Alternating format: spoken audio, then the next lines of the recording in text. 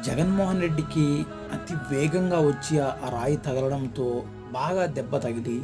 తర్వాత కళ్ళు మబ్బులు పడిపోయి కింద పడిపోతాడు అన్న సమయంలో కూడా ఆయన చెప్తున్న మాట ఏంటంటే, సార్ ఇక్కడ మానేద్దాము, ఇది వద్దని అక్కడున్న సెక్యూరిటీ కానీ అక్కడున్న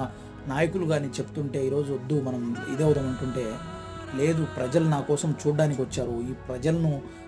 ప్రజలతో